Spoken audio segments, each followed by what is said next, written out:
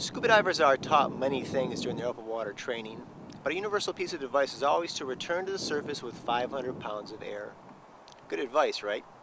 But little is taught about when to begin the ascent from the deepest part of the dive to arrive at the surface with that 500 pounds of air. James Mott talks about that subject with a new thought process called rock bottom.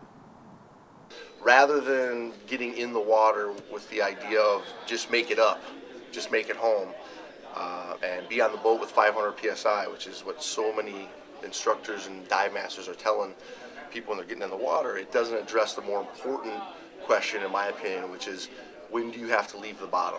Right? Where am I consuming the gas, and when do I have to get shallow? And that's what rock bottom is teaching us. Rock bottom is an amount of gas that it's going to take to get two divers from their deepest spot back to the surface in a recreational setting. Right? So the deepest, darkest, furthest point on the dive, if something goes wrong there, how much gas is it going to get me, or how much gas is it going to cost me to get both of us, you and me, breathing off of my tank back home? And we calculated doing it safely, like we would make every other ascent. Right? I'm still going to do a clean ascent, still going to do all the necessary decompression and stops along the way.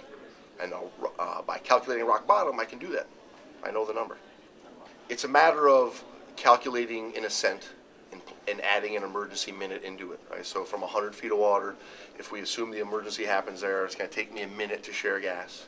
It's going to take me another 7 minutes to get from 100 feet to the surface. If I do a textbook perfect ascent, right, moving at 30 feet per minute from 100 up to 50, and then 10 feet per minute from 50 feet up.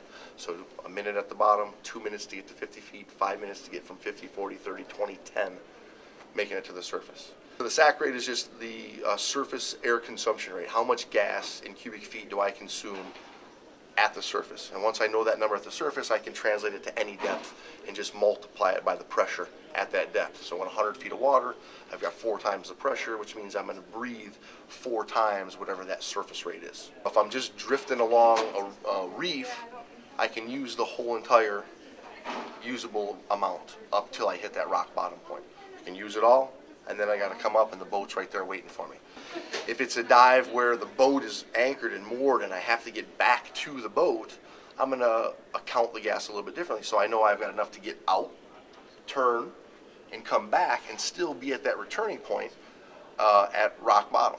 Right? So I have what we call a turn pressure now, which is basically dividing that usable gas into halves. Or if I'm doing something where it's imperative that I get back to the boat, right, because I'm in an overhead environment, right, I only have one way out, or it's ridiculously stormy out or heavy fog or something like that, there I'm going to use a third out, a third back, a third in reserve, and I still have rock bottom to make the ascent